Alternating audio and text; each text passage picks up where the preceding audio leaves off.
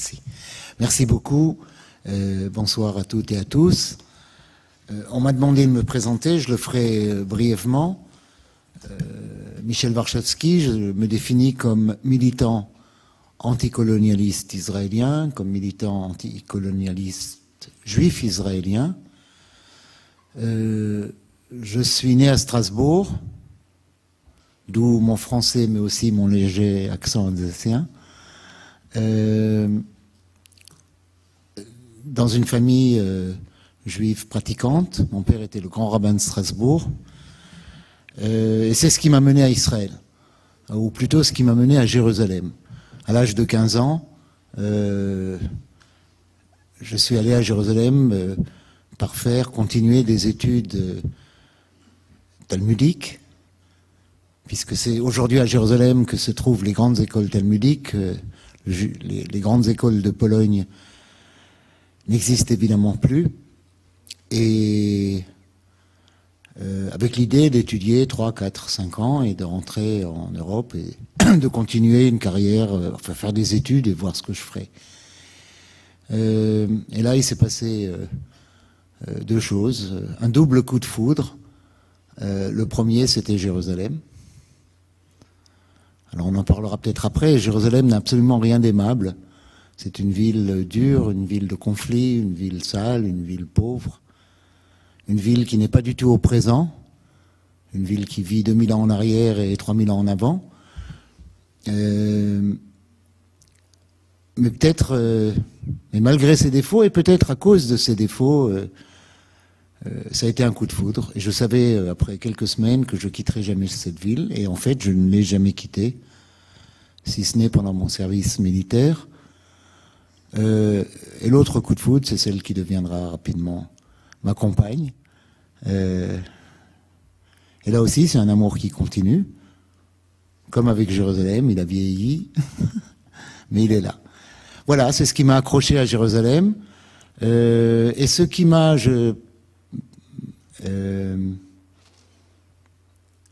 impliqué très rapidement, dès fin 67, dans le combat contre l'occupation coloniale, contre le régime colonial israélien, ça a été un mot tout simple, mais qui avait une grande résonance dans mon éducation, dans mon enfance: occupation. D'être confronté à une occupation alors qu'on avait grandi, mes frères et sœurs et moi, dans les souvenirs d'une autre occupation que nous n'avions pas connue, mais que nos parents et grands-parents avaient connue de près, avaient subi. Et toute notre enfance était pleine de ce mot et de souvenirs liés à ce concept d'occupation. On n'aimait pas les épinards. Ma mère disait on aurait payé cher pour manger des épinards pendant l'occupation. Mais c'était pas que ça, c'était des mémoires, l'histoire de membres de notre famille et d'autres, et confrontés à une occupation. Pour moi, ça devait m'engager. Je pense qu'on n'avait pas le droit de dénoncer ce qu'avait été l'occupation nazie en Europe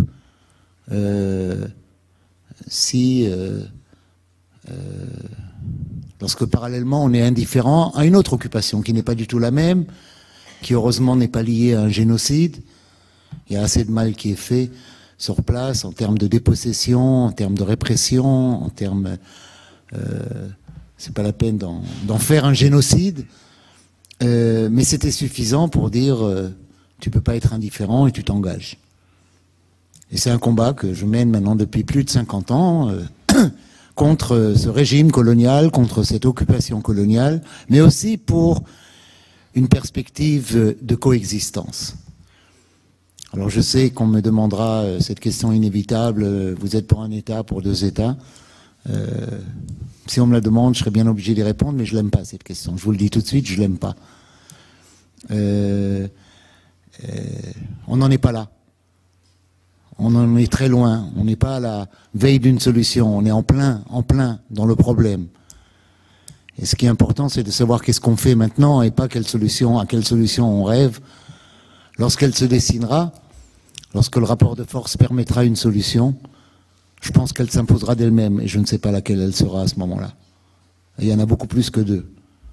Il y a toute une série de scénarios possibles, mais comme dit, je pense que c'est une perte de temps de réfléchir, de parler, de perte de temps et parfois de l'arrogance aussi.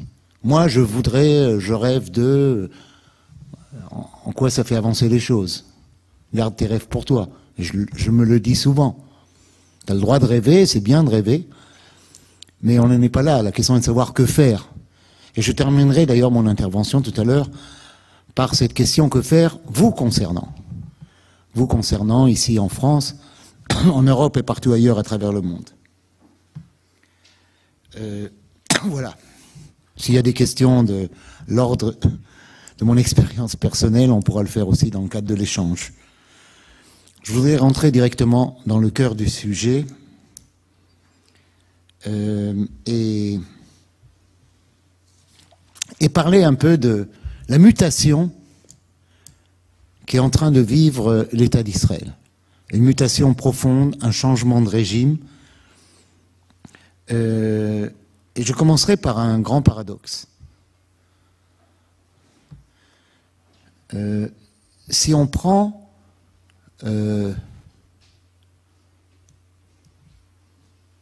des critères objectifs,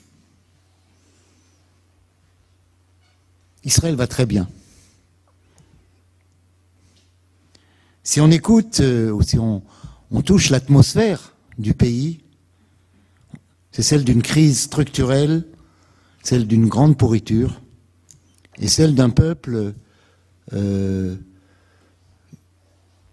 qui ne croit pas à l'avenir.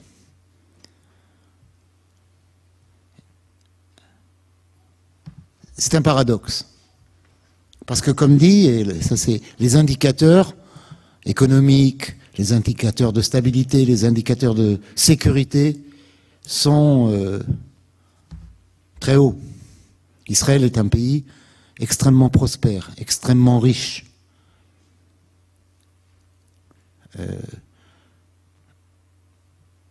Israël est classé AAA par les agences de notation.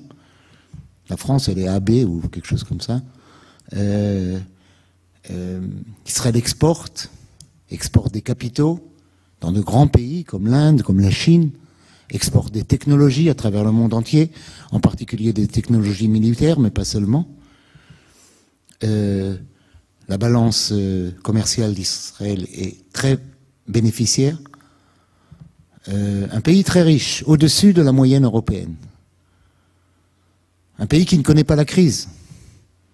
Un taux de chômage de entre 2 et 2,5%. Beaucoup de dirigeants européens seraient heureux s'ils avaient des résultats pareils. Un pays très riche, donc, ce qui implique aussi beaucoup de pauvres. Parce qu'il faut bien que ceux qui s'enrichissent sur le travail d'autres. Alors, à l'étranger, évidemment, avec ces capitaux qui travaillent partout dans le monde, mais aussi en Israël même. Et c'est un des paradoxes, c'est pas un paradoxe, une des réalités israéliennes, un pays très riche avec énormément de pauvres. 32% des enfants israéliens, je parle bien d'Israël, pas des Palestiniens des territoires occupés, des citoyens israéliens, 32% vivent en dessous du seuil de la pauvreté. Un seuil qui est fixé très bas. Ça, c'est les dernières données de la sécurité sociale israélienne. 32%, c'est un tiers presque des enfants. Ça veut dire à peu près 28% des ménages. Il y a en Israël de grandes poches de pauvreté. Un peu l'équivalent de certaines banlieues ici en France. Avec cette différence que nos banlieues, elles ne sont pas collées aux villes, collées au centre-ville, comme sont en général les banlieues, voire comme à Marseille, dans la ville vraiment. Nos banlieues sont à 40 km des grandes villes. On les appelle les villes de développement. On les a appelées pendant les années 50 et 60 les villes d'immigrants. C'est là qu'on prenait des groupes d'immigrants qui arrivaient par bateau, essentiellement des pays arabes. On les prenait, on les installait quelque part dans la marge d'Israël, on ouvrait une industrie du textile en général pour leur donner du travail, on leur construisait des HLM, mais c'était des villes pauvres, délaissées, loin, y compris du regard. Les images que nous avions d'Israël, que vous aviez d'Israël à l'étranger, dans ces années 60-70, on ne voyait pas ces banlieues. On voyait Tel Aviv, les plages, les jolies filles en bikini, les soldats avec la mitraillette en bandoulière. Il y avait tous ces images d'Israël. Pourtant, cet autre Israël, comme on l'appelle chez nous, il était bien là, mais loin, loin du regard. Cet Israël de la pauvreté est présent. Et dans le dernier rapport de l'OECD, Israël est le pays, dans les pays riches, dans les pays industrialisés, est le pays où le fossé entre riches et pauvres est le plus grand. C'est-à-dire, les inégalités sont scandaleuses. Mais on ne les voit pas, elles sont loin. Pas seulement on ne les voit pas de l'étranger, lorsqu'on habite Tel Aviv, on ne les voit pas. Lorsqu'on habite la côte, où est concentrée la richesse israélienne, on ne voit pas ce qui se passe dans nos banlieues, dans nos villes de développement. On ne voit pas cette pauvreté qui est pourtant très réelle. Ceci dit, Israël, alors je reviens au succès israélien, Israël est un pays riche. Ça c'est le premier élément, la prospérité, une grande prospérité économique, et comme dit, la crise ne nous touche presque pas. Deuxièmement, la sécurité nationale. Aujourd'hui, rien ne menace Israël. Rien. Aucun État ne menace Israël. Aucun État même ne prétend menacer Israël. Le conflit ou la tension avec l'Iran, j'y reviendrai plus tard, n'existe pas. N'existe plus, même formellement, même officiellement. L'ensemble des États arabes ont mis sur la table, il y a une quinzaine d'années, un projet de paix. Une proposition de paix extrêmement généreuse. Le plan de paix arabe, David Ben Gourion et d'autres dirigeants fondateurs d'Israël auraient vendu leur père et leur mère pour moins que ça. N'auraient pas rêvé qu'un jour, l'ensemble des pays arabes disent « on est prêt à faire la paix ». Maintenant, tout de suite, à reconnaître Israël, à avoir des relations diplomatiques, commerciales, à une condition, c'est que vous mettiez fin à l'occupation coloniale de la Cisjordanie et de Gaza.